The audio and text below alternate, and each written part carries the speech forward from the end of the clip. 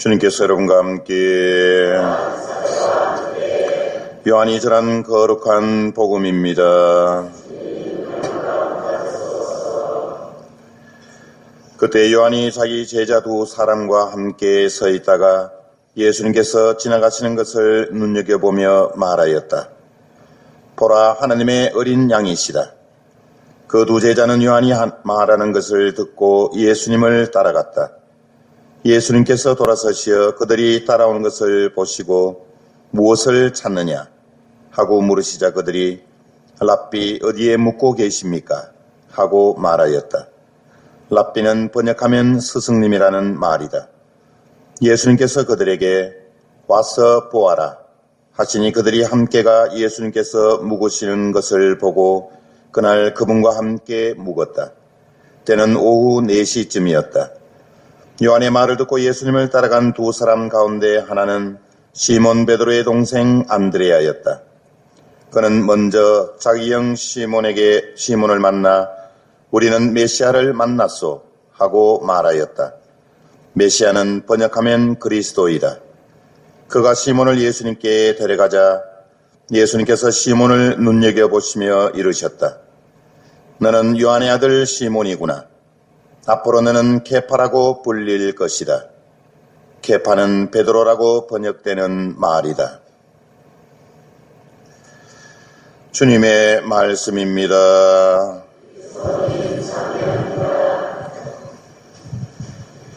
참 예수님, 한 주간 잘 보내셨어요? 오늘 날씨도 좋고 기분도 좋지요?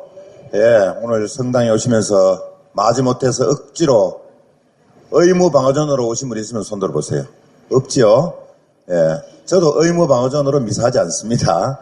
기쁜 마음으로, 즐거운 마음으로, 더군다나 하느님을 위해서 미사 봉헌하는 것도 기쁘지만 또 여러분들과 함께 미사를 주님께 봉헌할 수 있다는 것이 정말 이 시간이 기다려주고 또 제 삶의 활력이 되고 또 기쁨과 즐거움이 되는 것 같습니다.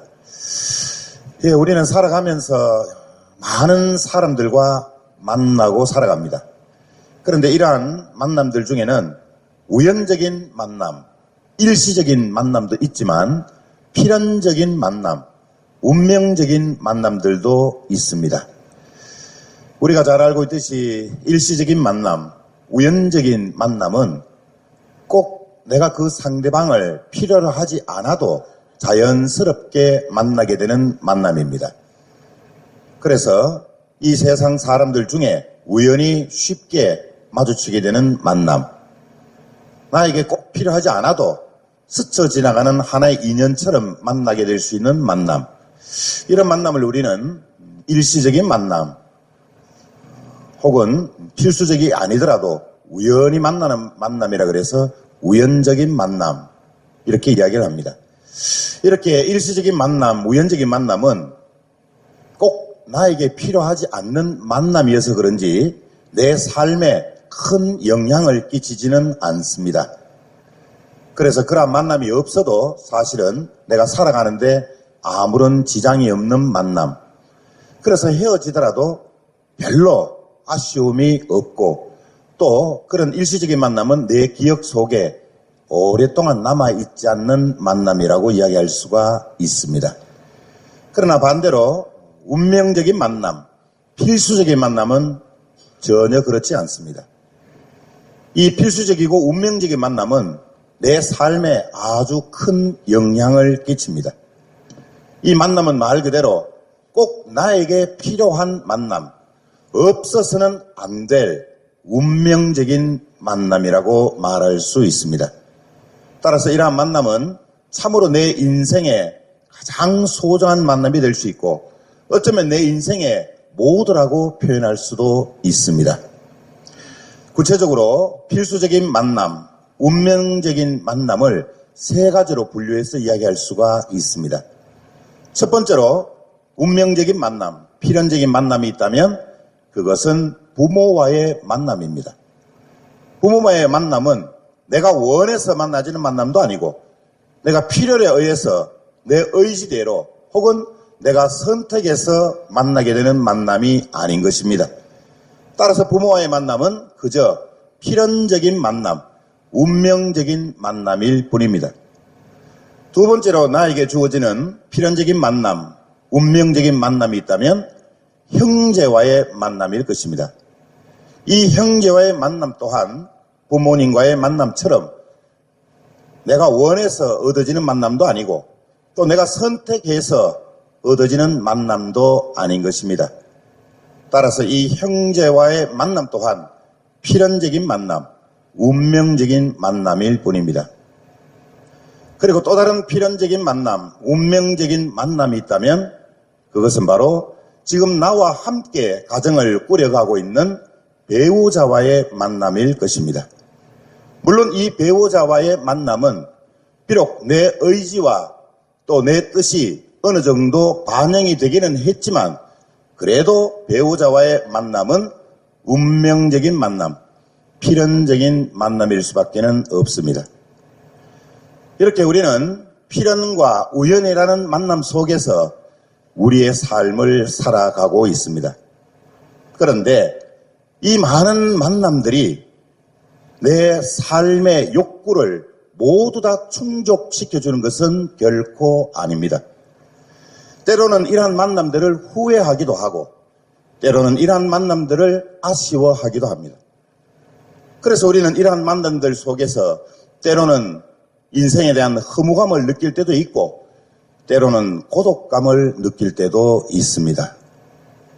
사실 가만히 생각해 보면 작년이나 새해를 맞이한 지금이나 내 삶이 크게 변한 것은 없습니다. 한 해가 가고 새해를 맞이한 내 자신의 모습, 그리고 한 살 더 먹으면 좀 더 나아지려나 기대도 해보지만 실상 변한 건 얼굴에 주름 하나 더 늘은 것 외에는 별로 바뀐 게 없습니다. 그러다 보니까 결국 내 삶에 대한 충족을 못하게 되고 그러다 보니까 결국 새로움을 찾아가기도 하지만 또다시 되돌아보면 결국 내 삶은 늘 그 자리에 매일 다람쥐 쳇바퀴 돌듯이 나의 일상생활은 그저 그곳에 머물고 있는 모습을 발견하게 됩니다. 사랑하는 남편, 사랑하는 아내가 바로 내 곁에 있어도 한 일부를 덮고 사는 내 배우자가 늘 나와 함께 있어도 나아가서는 금지옥엽 키운 자식이 여럿 있어도 왠지 모르게 쓸쓸하고 허전할 때가 있습니다. 남편은 남편대로, 아내는 아내대로 삶의 고독감, 삶의 허무감, 그리고 이 세상에 마치 나 혼자 버려진 것처럼 쓸쓸함을 느낄 때도 있습니다. 그래서 그런지 삶의 허무감을 탈피해보고자 어떤 사람은 사이비 종교에 푹 빠져 사는 사람도 있고 또 어떤 사람은 삶의 불안감을 떨쳐보고자 점쟁이를 찾아가는 사람도 있고 또 용하다는 그런 사이비 종교나 교주를 찾아가서 자신의 사주팔자를 가끔씩 보기도 합니다. 그러나 그것도 잠시, 결국 그러한 행위들도 내 삶에 아무런 변화를 주지 않는다는 것을 곧 깨닫게 됩니다. 결국에 내 삶은 그저 허무감, 또 쓸쓸함, 이런 것들로 마음속이 그냥 텅 빈 것처럼 그런 느낌을 많이 받을 때도 있습니다. 이렇게 우리는 수많은 만남들을 가지고 살아가지만 내가 정작 필요로 하는 것을, 그리고 내 삶의 욕구를 완전하게 충족시켜주는 만남은 없다는 것을 우리는 가끔씩 자주 느끼곤 합니다. 그러다가 어쩌다 장례미사에 참석하게 되면 죽음에 대한 그런 생각도 자연스럽게 하기도 하고 또 어느 날 갑자기 가까운 친인척들의 부고장을 받으면 이제는 그러한 죽음이 나와는 아무런 상관이 없는 것이 아닌, 이제는 남의 이야기가 아닌 나의 이야기일 수도 있다는 그런 불안감, 초조감, 허무감을 느끼기도 합니다. 앞으로 내가 어떻게 살아야 될지, 어떤 방법으로 살아야 내 삶의 허무감을 달랠 수 있을지 진지하게 고민해 보기도 합니다. 정말 내 삶의 변화가 어디에서부터 어떻게 시작돼야 되는지, 어떻게 하면 정말 우리가 책 속에서 읽었듯이 행복과 기쁨을 누리는 삶을 살 수 있을지 고민해 보기도 합니다. 오늘 복음에서 시몬 베드로와 그의 동생 안드레아가 예수님을 만나게 됩니다. 그 형제와 예수님과의 만남은 결코 우연적인 만남이 아니었습니다. 필연적인 만남, 운명적인 만남이었습니다. 왜냐하면 베드로와 안드레아는 예수님을 만나기 전에는 정말 그 삶이 답답하고 칙칙하고 어두웠습니다. 삶에 빛이 하나도 없는 아주 깜깜한 고독스러운 삶을 살았습니다. 그런데 예수님을 만난 이후에 베드로와 안드레의 삶은 완전히 바뀌었습니다. 180도 전혀 새로운 삶으로 바뀐 것입니다. 예수님을 직접 만나고 예수님과 직접 대화하고 직접 눈으로 예수님을 확인한 후 그들의 삶은 예전의 삶과는 완전히 다른 삶을 살게 된 것입니다. 좀 더 구체적으로 살펴보면 우리가 상식적으로 잘 알고 있듯이 베드로와 안드레아 두 형제는 고기 잡는 어부였습니다. 이제부터는 여러분의 작은 상상력을 동원해 보십시오. 바닷가에서 두 형제는 어려서부터 가난한 어부의 부모 밑에서 자랐습니다. 어릴 때부터 부모 손에 이끌려서 바다로 나가서 고기 잡는 일을 거들고 또 고기잡이가 끝나고 나면 그물을 손질하고 배를 손질하고 때가 되면 밥을 먹고 그래서 어둠 속에 겨우겨우 지친 몸을 이끌고 집에 돌아갔습니다. 그리고 또다시 동이 트기도 전에 일어나서 또 부모 손에 이끌려서 배를 타고 바다로 향하는 삶이었습니다. 어쩌면 이 두 형제는 부모와의 필연적인 만남, 운명적인 만남을 후회했을지도 모릅니다. 왜 우리 부모는 가난하냐고, 왜 우리 두 형제는 이렇게밖에 살 수 없느냐고, 남들은 부자고 배운 것도 많은데 우리는 이 나이 되도록 고작 해봐야 고기 잡는 기술밖에는 배운 것이 없느냐고, 왜 내 삶은 왜 이렇게 칙칙하고 어둡기만 하냐고, 이렇게 살아서 뭐 하겠느냐고. 한마디로 미래에 대한 희망이 없는 삶이었습니다. 한마디로 기쁨과 행복이 전혀 없는 삶이었습니다. 눈을 뜨면 바다로 나가면 거센 풍랑과 싸워야 했고 짙은 안개와 거센 바람과 싸우면서 고기를 잡아야 했고 또 어떤 날에는 고기 한 마리 잡지 못하고 허탈한 심정으로 배를 몰고 돌아와 했을 두 형제. 어쩌면 바다에 빠져 죽고 싶을 정도로 삶이 허무하고 허전하고 쓸쓸하고 고독했을지도 모릅니다. 그런데 이 두 형제에게는 한 가지 희망이 존재하고 있었습니다. 실오라기 같은 그런 희망이 그들에게는 자라고 있었습니다. 꼭 한 가지는 해봐야겠다는 결심을 굳힌 것입니다.